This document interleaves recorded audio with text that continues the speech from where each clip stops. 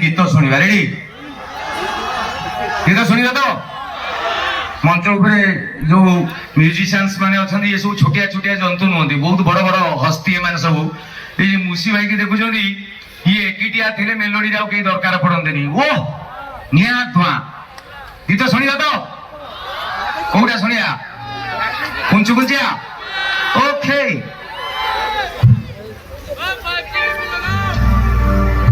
जी जी कर दिया जी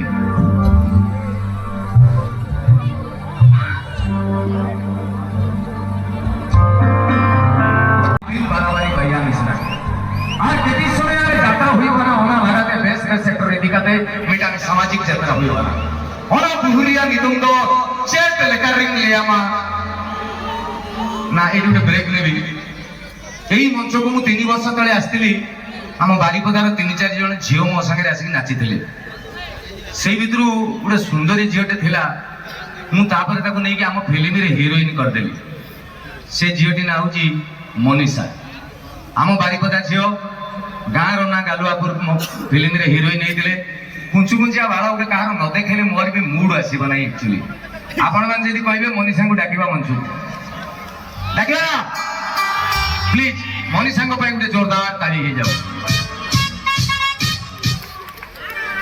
Ready 1, 2, 1, 2, 3, 4.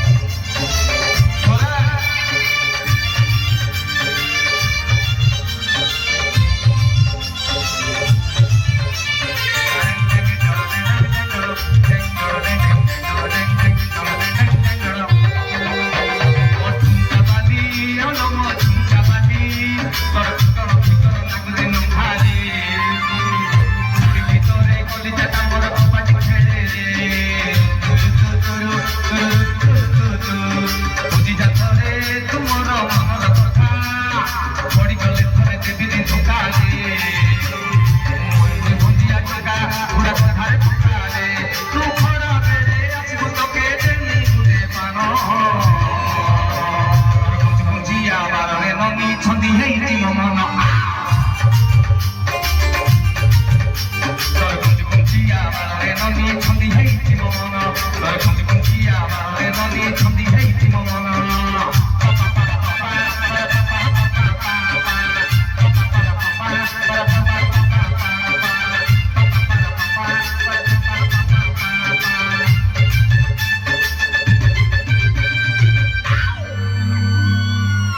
माने ठंडा ठंडा पाई तमे दुर्बल ना नाचिबाने की इच्छा हलानी एटा मते गोटे असम्मान में मुझे केड़े बड़े हिरोइन कही डाकी तमे आसी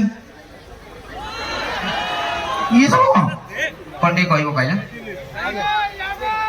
प्रथम नमस्कार समस्त को प्रणाम सेमिति किछि नय जे कहिबा को चाहुनी बट आपन को सामने एबे कहबी पुणी किछि म मजाक उड़ाई देबे आर थरो जेमति करिथिले गला थर मुंडा पचाने तम ना कौन कहला मनीषा धर महापात्र मु कहनी मनीषा को धर तापर महापात्र का मजा कोडेबा हो देखो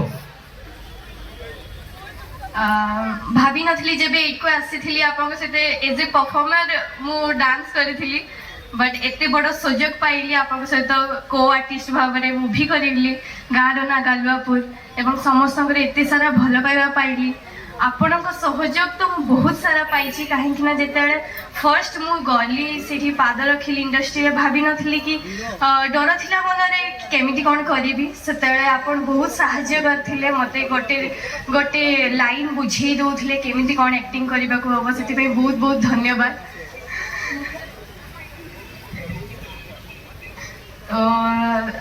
आगो को भी आशा अच्छी कि आपन सहित आहरी ढेर सारा काम करे आपण को एज ए को आर्टिस्ट भाबरे आज मु पाई कि बहुत धन्य मने करूची आवरी बहुत कथा आगु को हबो तबे तबे रहिबो ना पळेबो अच्छा तो हो हम लीजा दीदी कहतले नाची बोली आउडी गीत सुनिया मयूरभंजिया गीत हो हो मते टिके जे स्क्रिप्ट स्टैंडा दरकार दरकार हेले परिबो कि सर लीजा दीदी अच्छो दे हेई हेई आसो पर रेडी है कि अच्छो दे आज ताको मु कहिले कि लीजा दीदी तमे टिके मो सहित एंकरिंग कर कहले मु एंकरिंग फेंकरिंग पारिबिनी सेगुडा तो डिपार्टमेंट आज मु नाचिबी प्लीज प्लीज प्लीज प्लीज एबे हमर ए मयूरभंज रे जने संगीत निर्देशक तांगा नाउ जी बोईसिंगा सी बरहमपुर रे अछंती ताको यूट्यूब रे प्राय समस्त सी उडे चैनल करचंदी ता नाउ जी अति बेकारिया नुको प्राय आपण समस्त जानिथिबे एवं से जेतिकी भी गीत करूचंदी जो थे पूरा हम मयूरभंज छाप रखा लगी सी मत कहते जे मु जेतेबेले नॉर्मल स्टाइल ले गाउची सी मत कहते ना एमिति गाइले भल लागिबनी आम भलिया आपण गांतु एवं मु सेही भलिया गाइबा लागि चेष्टा करूची ताकर गोटे बहुत भल गीत मु एबे गाइची मालती ए मालती से गीतटी आम मयूरभंज कथा एवं मयूरभंज जगह को नहीं से गीतटी करचंदी तेणु मोर आज प्रथम थर पई सेटा मु मंच रे गाइबा लागि चेष्टा करबी ट्रैक प्लीज मालती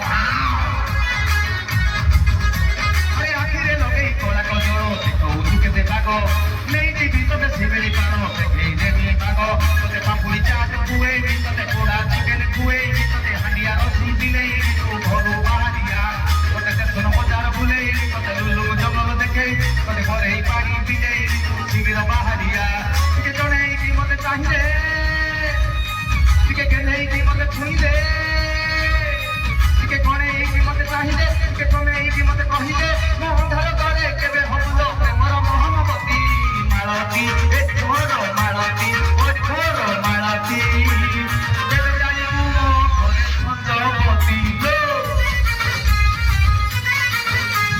ମାଳତୀ ଏ ତୋର ମାଳତୀ ଓ ତୋର ମାଳତୀ କେବେ ଜାଣିବୁ ମୋ ଘରେ ସଞ୍ଜବତୀ ମାଳତୀ କେବେ ଜାଣିବୁ ମୋ ଘରେ ସଞ୍ଜବତୀ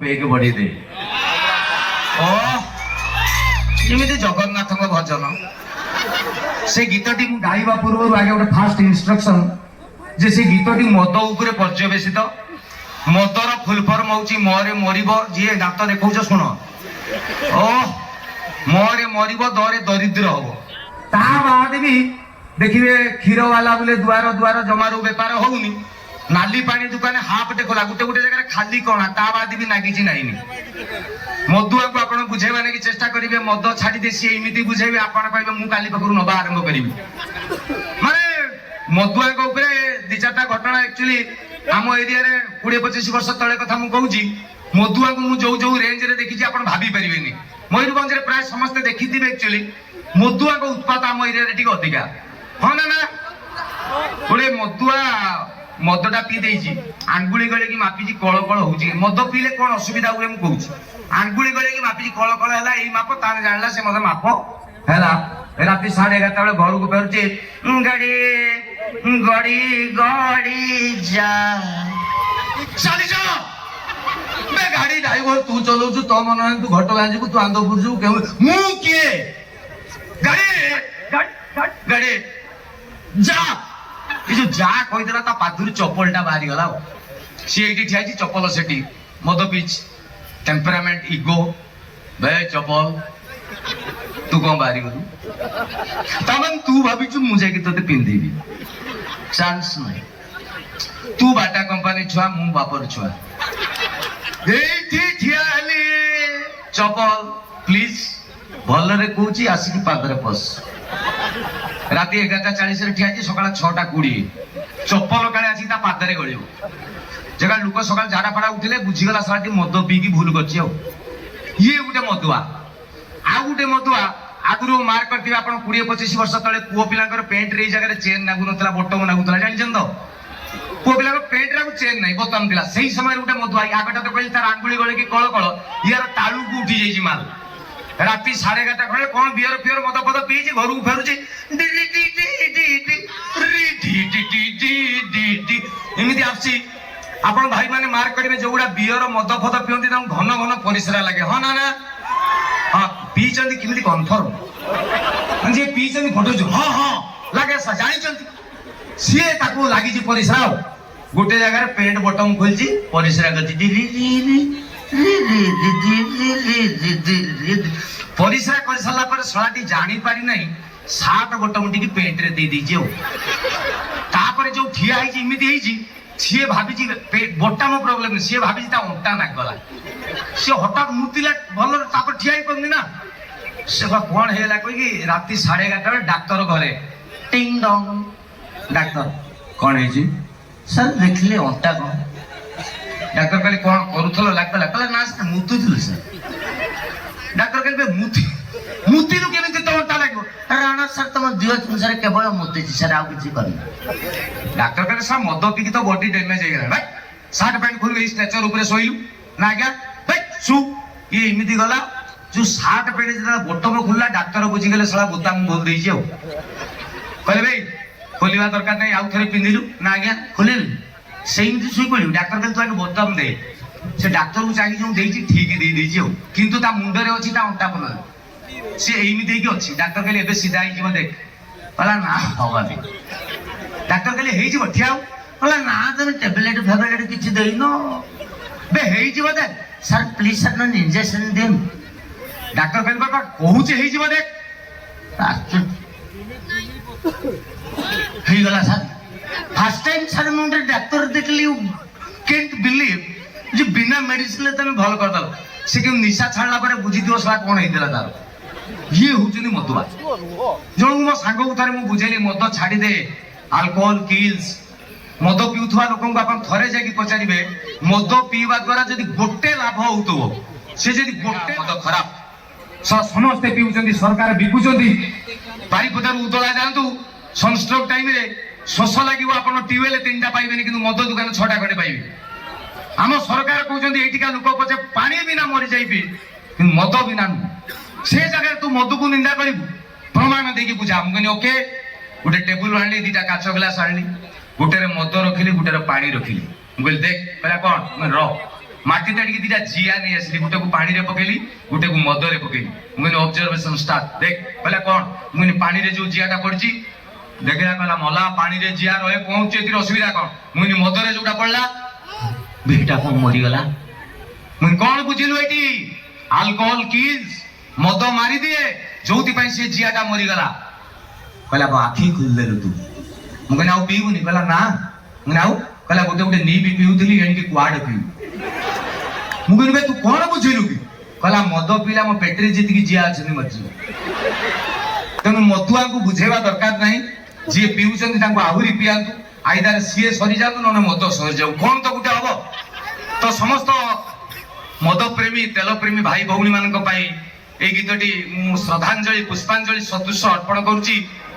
ଏବଂ ନିଶା ନିଶା ରାତି এই ଗୀତଟିକି ଯିଏ ବର୍ତ୍ତମାନ ଆପଣଙ୍କ ସାମ୍ନାକୁ ନେଇକି ଆସୁଛନ୍ତି, ଓଡ଼ିଶାର ଘରେ ଘରେ ପରିଚିତ ଅତି ଲୋକପ୍ରିୟ ଗାୟକ, ଯାହାଙ୍କୁ ଆପଣ ୟୁଟ୍ୟୁବରେ, ଟିଭିରେ, ଫିଲ୍ମରେ ଦେଖିଛନ୍ତି। ତାଙ୍କ କଣ୍ଠ ଶୁଣିଲା ପରେ ମତେ ଲାଗେ ଭଗବାନ ବୋଧେ ତାଙ୍କୁ ଗଢ଼ି ସାରିଲା ପରେ ଛାଞ୍ଚ ଭାଙ୍ଗି ଦେଇଛନ୍ତି। One and only single piece. ସେ ଆଉ କେହି ନୁହଁ, ଆପଣମାନଙ୍କର ଅତି ପ୍ରିୟ ମୁଁ ନିଜେ। ସେ ଆକ୍ଚୁଆଲି ଏବେ ଗୋଟେ ଏମିତିକା ଟାଇମରେ ଆମେ ବଞ୍ଚିଛେ ଭାଇ, ଏଠି ଗାଳି ଦେବା ନାକି, ନିନ୍ଦା କରିବା ନାକି ବହୁତ ଲୋକ ଅଛନ୍ତି, କିନ୍ତୁ ପ୍ରଶଂସା କରିବା ଲୋକଙ୍କର ସଂଖ୍ୟା କମିଗଲାଣି। ଯଦି କେହି ପ୍ରଶଂସା କରୁନାହାନ୍ତି, ମତେ ଥରେ ଜଣେ କହିଥିଲେ ଯଦି ଭଗବାନଙ୍କର ହଜାର ହଜାର କୋଟି କୋଟି ସୃଷ୍ଟି ଭିତରେ ସବୁଠାରୁ ସୁନ୍ଦର ଭଗବାନ କ'ଣ କରିଛନ୍ତି ଦେଖିବା ଲାଗି ଚାହଁ, ତାହେଲେ ଥରେ ଯାଇକି ମିରର ଆଗରେ ଠିଆ ହେଇକି ନିଜକୁ ଦେଖାଅ। ହନୁମାନ ଭଳିଆ ଯେପର୍ଯ୍ୟନ୍ତ ଆପଣ ନିଜକୁ ଚିହ୍ନି ପାରୁନାହାନ୍ତି ସେ ପର୍ଯ୍ୟନ୍ତ 7 ସମୁଦ୍ର 13 ନଈ ଆପଣଙ୍କୁ ବହୁତ କଷ୍ଟ ଲାଗିବ। କିନ୍ତୁ ଥରେ ଯଦି ଆପଣଙ୍କୁ କହି ଦିଆଯାଏ ଯେ ତମେ ସିଏ ଯେ ସୂର୍ଯ୍ୟକୁ ଗିଳିଥିଲ, ତା ପରଦିନ ଆପଣ ସୀତା ଠାପ୍ କରିବେ। ତେଣୁ ଆପଣମାନଙ୍କ ପାଇଁ ନିଶା ନିଶା ରାତି ପେଇକୁ ବଢେଇ ଦେ ଟ୍ରାକ୍ ପ୍ଲିଜ।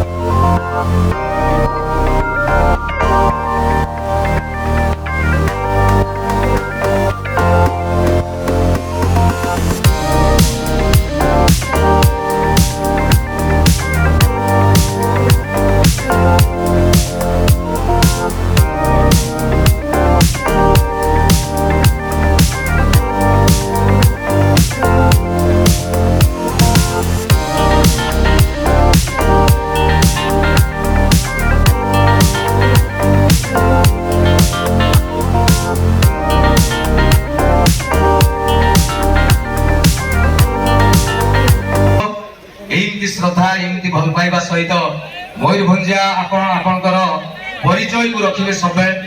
ସାରା ଓଡ଼ିଶାରେ ଯେତେ କାର୍ଯ୍ୟକ୍ରମକୁ ମୁଁ ଯାଏ ମତେ ଲାଗେ ଆମ ମୟୂରଭଞ୍ଜକୁ ଯେତେବେଳେ ବି ଆସେ ମତେ ଲାଗେ କଳା ଏବଂ କଳାକାରକୁ ଯଦି କୋଉ ମାଟି ସମ୍ମାନ ଦିଏ ସେ ହଉଛି ମୟୂରଭଞ୍ଜ ମାଟି।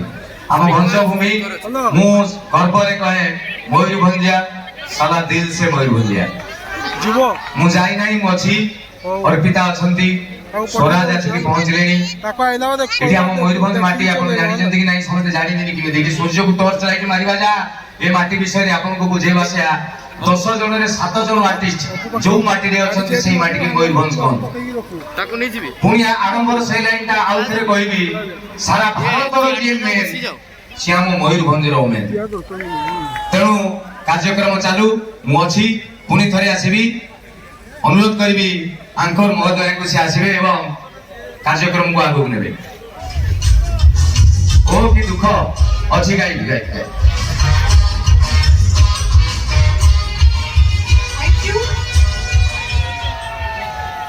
କୋଉଠି ଥ୍ୟାଙ୍କ ୟୁ କହୁଛ ଆସ। ଯାଉଛି ଆଚ୍ଛା ଆଚ୍ଛା ସେ ପାହାଡ଼ ଆସୁଛି ସାର୍। ଆରେ ଦେବକୁଣ୍ଡରେ ବୁଡ଼ି ଗଲନି ତ? ନା ସାର୍ ବୁଢ଼ୀ ଆପଣ ଅଛନ୍ତି ନା ପଚାରିବେ। ପଥର ସନ୍ଧିରୁ ବାହାରୁ ହଁ ପାହାଡି କନ୍ୟା ନା ସେଇଥିପାଇଁ ମୟୂରଭଞ୍ଜିଆ ପାହାଡିଆ ଲୋକ ଆମେ ସବୁ ସେଇଥିପାଇଁ। ସାରଙ୍କ ପାଇଁ ଟିକେ ଜୋର ସୋର ସେ ତାଳି ହେଇଯାଉ। ଆଜିକା ଡେଟ୍ରେ ବି ଯଦି କାହାର କ୍ରେଜ୍ ଅଛି ଯାହାର 10 ବର୍ଷ ତଳେ 2012 ଦେବୀ ସମ୍ବଲପୁରୀ ଶାଢ଼ୀ ଲୋ ତତେ ଖୁଏଇବି ବାରିପଦା ମୁଢ଼ି ଧନ ଦେବୀ ସମ୍ବଲପୁରୀ ଶାଢ଼ୀ ଲୋ